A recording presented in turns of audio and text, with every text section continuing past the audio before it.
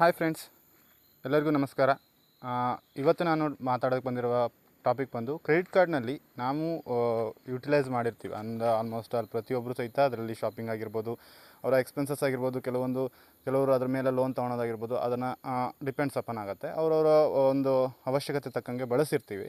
ಆ ಬಳಸಿರೋಂಥ ಹಣದ ಅಥವಾ EMI ಕನ್ವರ್ಟ್ ಮಾಡಿರೋದನ್ನ ಕಟ್ಟೋದಕ್ಕೆ ಆಗಿಲ್ಲ, ಆ ಟೈಮಲ್ಲಿ ಆ ತಿಂಗಳಲ್ಲಿ ಕಟ್ಟೋಕ್ಕಾಗಿಲ್ಲ ಅಂದಾಗ ಕ್ರೆಡಿಟ್ ಕಾರ್ಡ್ ಕಂಪನಿಗಳು ಮಿನಿಮಮ್ ಬ್ಯಾಲೆನ್ಸ್ ಅಂತ ಒಂದು ಸಿಸ್ಟಮ್ನ ಮ್ಯಾನೇಜ್ ಮಾಡ್ತಾಯಿದ್ದಾರೆ.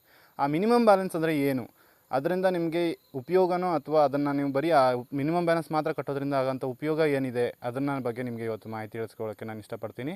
ಮಿನಿಮಮ್ ಬ್ಯಾಲೆನ್ಸ್ ಅಂದರೆ ಪ್ರತಿ ತಿಂಗಳು ಕ್ರೆಡಿಟ್ ಕಾರ್ಡ್ ಕಂಪನಿಗಳು ನಾವು ಯುಟಿಲೈಸ್ ಮಾಡಿದ್ದಕ್ಕೆ 45 ದಿನ ಏನು ಫ್ರೀ ಡೇಸ್ ಅಂತ ನಿಮಗೆ ಕೊಟ್ಟಿರ್ತಾರಲ್ಲ, ಆ ಫ್ರೀ ಡೇಸ್ಗಳಲ್ಲಿ ನಿಮಗೆ ನೀವೇನಾದರೂ ಅಷ್ಟರೊಳಗೆ ಕಟ್ಟಿಲ್ಲ ಅಂದರೆ ಅದಕ್ಕೆ ಹಾಕುವಂಥ ಚಾರ್ಜಸ್ ಅಥವಾ ಅದಕ್ಕೆ ಹಾಕುವಂಥ ಬಡ್ಡಿ ದರನ ಅದು ಮಿನಿಮಮ್ ಬ್ಯಾಲೆನ್ಸ್ ಹೇಳ್ತಾರೆ. ಹೆಸರಿಗೆ ಮಾತ್ರ ಮಿನಿಮಮ್ ಬ್ಯಾಲೆನ್ಸ್, ಬಟ್ ಆದರೆ ಅದು ಈ ಕಡೆ ಅದು ಬಡ್ಡಿನೇ ಆಗಿರುತ್ತೆ.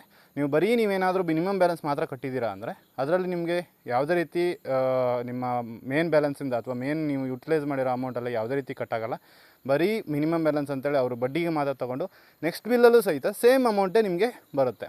ಅದೇ ರೀತಿ ನೀವು ಮಿನಿಮಮ್ ಬ್ಯಾಲೆನ್ಸ್ ಮೇಂಟೈನ್ ಮಾಡೋದ್ರಿಂದ ಕೇವಲ ಕ್ರೆಡಿಟ್ ಸ್ಕೋರಲ್ಲಿ ನಿಮಗೆ ಅದು ಯಾವುದೇ ರೀತಿ ಇಂಪ್ಯಾಕ್ಟ್ ಆಗಲ್ಲ ಅನ್ನೋದು ಬಿಟ್ಟರೆ ನಿಮ್ಗೆ ಯಾವುದೇ ರೀತಿ ಅಡಿಷ್ನಲ್ ಆಗಿ ಬೆನಿಫಿಟ್ ಏನು ಸಿಗುತ್ತೆ ಅಂತಲ್ಲ.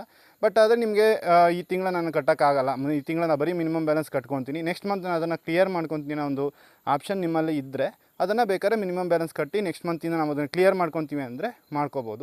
ನೀವು ಬರೀ ಮಿನಿಮಮ್ ಬ್ಯಾಲೆನ್ಸೇ ಕಟ್ಕೊಂಡು ಮೇಂಟೈನ್ ಮಾಡ್ತೀನಿ ಅಂದರೆ ಅದರಿಂದ ಯಾವುದೇ ರೀತಿ ಉಪಯೋಗ ಇಲ್ಲ ಅಂತ ಹೇಳ್ತಾ ಇವತ್ತಿನ ಈ ನನ್ನ ಚಿಕ್ಕ ವಿಡಿಯೋನ ಮುಗಿಸ್ತಾ ಇದ್ದೀನಿ. Thank you.